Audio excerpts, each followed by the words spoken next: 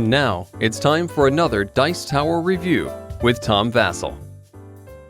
Hey folks, today we're taking a look at the 12 Days of Christmas. Now, interestingly enough, there are two games called the 12 Days of Christmas. There's a game called 12 Days. There's also a game called Secret Santa, which plays almost exactly the same as 12 Days of Christmas, so I can see how there could be some confusion out there. But today we're taking a look at the 12 Days of Christmas card game from Eagle Gryphon. This is a small little card game. It's in their little egg line. This is number 2 in their egg line. And this is what we would call a ladder climbing game. Essentially, a ladder climbing game, you may have heard of trick-taking games like Hearts and Spades. A ladder climbing game is a game where you are trying to get rid of all the cards in your hand. And you do that by playing cards by themselves or in pairs or in runs. Let me show you how this one's played.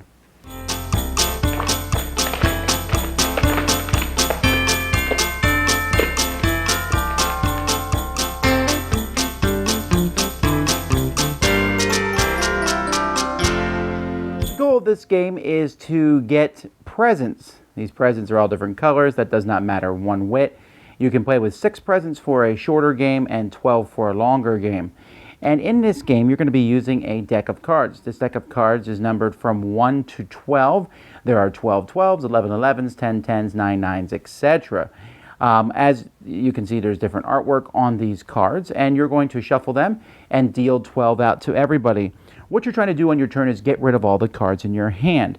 Now, you can do this by playing one of several combinations when you're the dealer. So let's say I'm playing 2 12s. You can play 2 or more of a kind. Each successive person after you must either pass or also play 2 or more of a kind, but that 2 or more of a kind has to be the same number or lower. So maybe someone could play 2 10s, and maybe the next person could play 3 8s.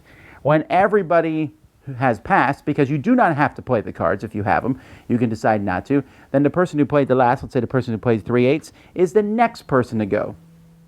You can also play a run of cards on your turn, so you can play 7 5 6, as long as there's 2 cards in the run. And then each successive run just has to have a card that's lower than the card. So here I can play a 3 2, because 2 is lower than that. You can also just play a single card. So I can play a 12, next person play a 9, next person play a 1. Of course, when someone plays the 1, that round is going to be over because no one can play lower than the 1. But I can't play a single card and you play a run. You have to play whatever the other person, once everyone has passed or played the last, is going to start the next one. Now, your goal in this game is to get rid of all the cards in your hand. Once you've done that, then you get the present. Huzzah! You take one of the 6 or 12 presents that's in the middle of the table, and then whoever had the most cards that they have not played that's still in their hand, they have to take a present and put that one back, if they have any at all. And you just keep going till all the presents are gone, and then whoever has the most is the winner of the game. So the cool thing about the game is that it's Christmas themed. Now, you may or may not like Christmas, but the fact is that Christmas is a good chunk of every year, and there's very few games that are themed about Christmas. Now, the artwork on this game is really well done. Phenomenally good artwork. The card quality is good. The whole product looks good, so I'll give it points for that. There's going to be inevitable comparisons between this one and the game called 12 Days, which is currently out and available from Calliope Games. 12 Days is a much more strategic and better game, even though it's also very light. The problem with 12 Days of Christmas here, the game that I'm holding in my hands, this ladder climbing game, or some people call these shedding games, because you're trying to shed the cards in your hand, there's a lot of those games in existence. Probably the most famous one is Tichu, but there's the Great Dalmuti. There's a lot of different games in this style. And this is probably the weakest of this style that I've played. See, the problem with a ladder climbing game is it should give you some meaningful choices. This game doesn't really give you any kind of meaningful choices because you can basically get rid of, okay, I guess there's a few meaningful choices, but some of the things this game does are just not that interesting. It's like, ooh, instead of playing a higher card than last person, you play a lower one. Well, that's the same thing. I mean, it's the exact same thing. There could have been 1 12 and 12 ones. So that's the same thing as other games. Yes, the distribution of this, there's only 1 1 and 2 2s, etc. That's fine, and there's a lot of ladder climbing games that have odd distributions like that too, and this one fits that 12 themes, but just reversing the numbers doesn't do anything. But because I can play a 4, 5, 6, and then you can play a 2 and a 3, you can play a different number of cards to me, the game is easy. And I don't want to say that easy is a bad thing, right? We want to be able to play games and teach people games, but the fact is in this game, it's just too easy to get rid of the cards in your hand. And the 1 in this game is incredibly powerful. You're going to be able to get rid of that 1. And if you get a 1 and a 2, boom, you're really golden, because anyone who plays a single card, you can get rid of the 1. Anyone who plays a run, you got that 2 and 1, you can get rid of them. And I don't hate the game, but I just found that this whole trick-taking thing, you're like, oh, well, yeah, I can play some cards. Well, I can play some cards. And there's not this whole tension of, okay, let me see here. If I play four fours right now, should I do that first, or should I get rid of the single card and then play the 4 fours later? But what if no one else plays 4? Many ladder climbing games, if I play 3 of a kind, you also have to play 3 of a kind. And it just seems to be more strategy. This one just kind of felt very light and airy. Now, you might like light and airy. It's just that the other problem with this game is those Christmas gifts. Now, they're very pretty cards. I like these cards. The problem is, though, this game is like if you win, you get 1. But if you have the most cards, you lose 1.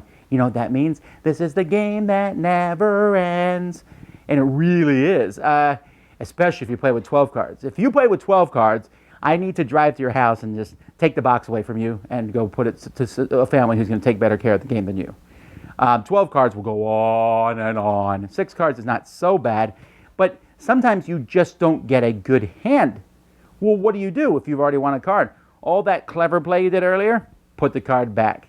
And people I played with hated that rule. I mean, hated that rule. So, I'm hesitant to call the game bad, because I like this style game. I like the whole getting rid of cards from your hand. It's just that there are many other better games. I like to give Teach-You players a hard time, but that game has much more depth and strategy than this. What does this have going for it? It has the theming and the beautiful artwork, and that's good. But even the theming and beautiful artwork, there's 12 Days, which is another game where you're trying to get cards out of your hand, but you do so in a cooler, more thinky way, which is still light and simple. So this one's a pass for me. I give them credit for trying. I give them credit for adding, another cool Christmas game, but the gameplay itself is fairly uninspired. It's like, this is a generic ladder climbing game, and with kind of a weird scoring system. Dice Tower Judgment, pretty, but bleh. Thanks so much for watching the Dice Tower videos. Find more great videos and reviews, as well as our top-rated audio podcast at Dicetower.com. You can also find other great shows at DicetowerNetwork.com. I'm Eric Summerer, and you've been watching The Dice Tower. The Dice Tower is sponsored by Cool Stuff Inc., where you can find great games for great prices. Cool stuff in stock. Check them out at CoolStuffInc.com. Shut the door.